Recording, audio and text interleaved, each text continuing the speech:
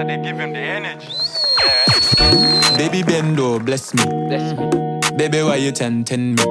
She tell me, baby, can you with me? With who? Baby, come on, on me.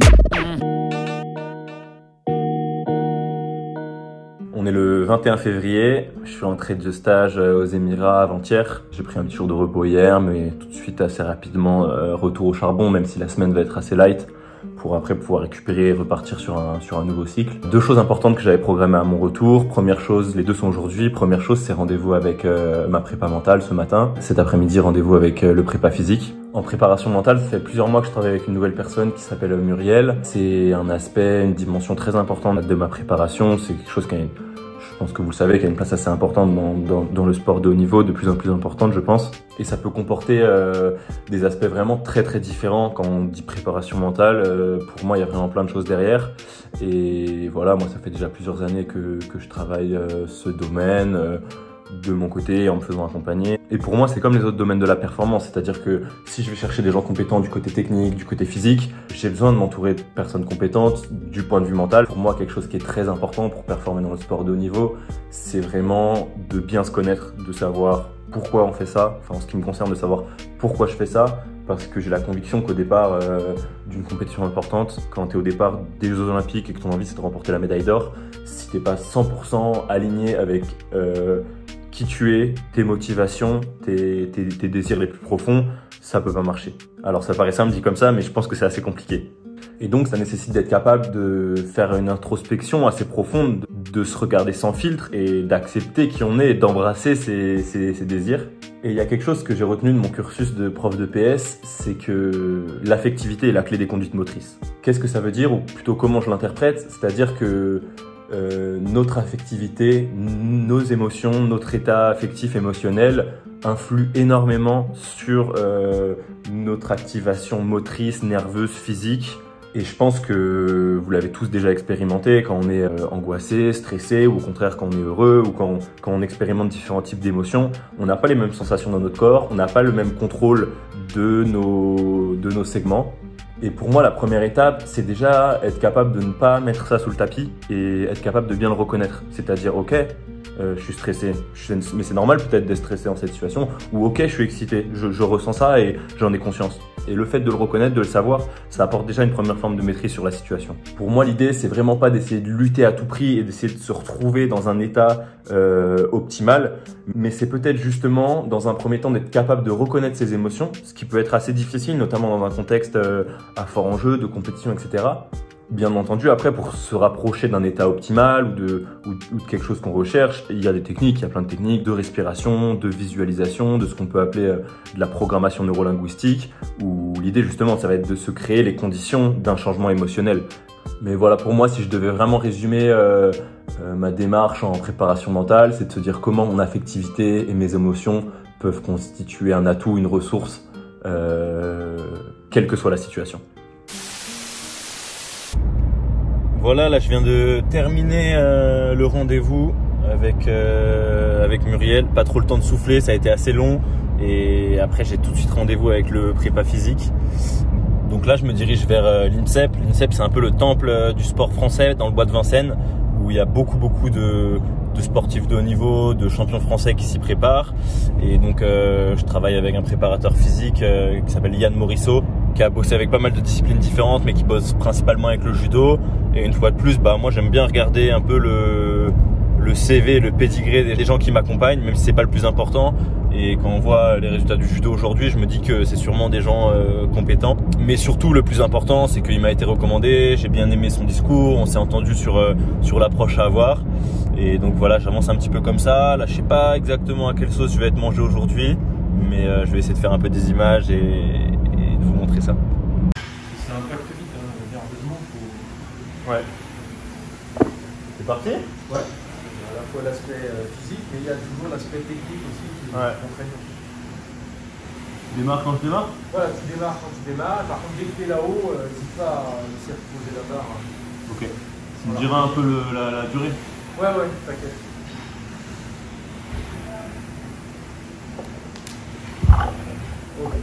Du judo 4. Prochaine extension qui vient. Du judo 4. Je fais avec quel côté? En ouverture ou en fermeture? Voilà, comme ça, ouais. Très bien. Tac. Voilà. Quand même. Voilà, très bien. Donc ça va au niveau de l'exécution? Non, franchement, c'est propre. Hein. Ok, c'est propre. Ah, le relâchement, il est relativement limité. Par contre. Mais plus tu vas vite, plus il faut freiner, relancer. Là-dessus, tu sens. C'est toi qui dans les bras. Voilà, et là, tu peux te dire, je m'interdis d'aller au-delà de 180 degrés. Donc tu freines un peu plus court. Voilà, tac, tac. Et après, tu peux jouer sur les amplitudes. Voilà, là, ça freine. C'est quand tu freines et quand tu relances que tu t'aperçois que la qualité, elle est là. Tu le fais très lentement. Tu ne ramènes pas grand-chose. C'est pour ça qu'après, ce truc-là, tu te dis, je fais 20 reps. Et au plus tu es rapide, au plus tu es gainé, au plus tu freines, tu relances.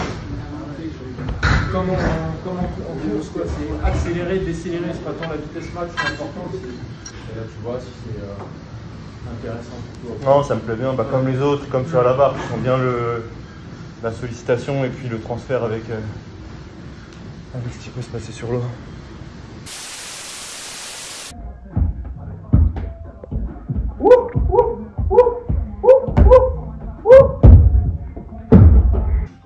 On est à 2 semaines de la N1 d'Épinal, première course nationale de l'année qui est quand même assez importante. Je continue quand même à bosser en musculation, notamment sur du contraste de charge, surtout en haltérophilie. Donc on a une barre qui est assez lourde sur de l'épaulé, une barre beaucoup plus légère sur de l'arraché. Et l'idée, ça va être de continuer à travailler sur l'aspect force et vitesse et de panacher un peu entre les deux pour avoir d'un côté un aspect force, vraiment concentration sur de la technique, et sur la barre d'arraché qui est plus légère, de pouvoir vraiment y aller avec une contrainte technique qui est moins importante. C'est bien. If I die, all I know is I'm a motherfucking legend. It's too late for my city. I'm the youngest nigga reppin'. Oh my God, oh my God. If I die, I'm a legend. Oh my God, oh my God. If I die, I'm a legend. I'm a first, I'm on tour. Got a girl, she from the side. Used to work, used to dance in Texas. Now she clean the house every day. I was struggling to learn what life's about. Donc là c'est le bassin de Vers-sur-Marne des Jeux Olympiques Paris 2024. Donc il y a de l'eau qui arrive de là-bas des pompes. Et ensuite c'est un petit jeu de construction d'obstacles pour trouver la meilleure configuration pour avoir les meilleurs mouvements d'eau. Et donc pour faire ça, ces obstacles, ils peuvent se visser, se dévisser au fond de la rivière. Et donc là on a une tentative d'amélioration du premier quart du parcours. Donc là on est à 1 an des Jeux et on a une cohorte d'entraîneurs nationaux en train de faire leur petit micmac au fond du bassin, faire les mouvements d'eau qu'ils veulent. Ça pourrait être pire, on pourrait être en réunion. Qu'est-ce que t'en penses? Ça va être fructueux, Benoît, cette tentative de design? En tout cas, j'apprécie vraiment ton aide. Le dernier qui m'a vu travailler, il est pas jeune. Regarde là, celle-là. Qu'est-ce que ça va donner, tu crois? De la frappe, Livalet. Ouais. Je demande à Mathurin de taper aussi fort qu'il... Mathurin, monte dessus avec tout ton poids. T'as une belle vision sur le crâne là, non? Ouais, c'est un peu dégarni, hein. Merci.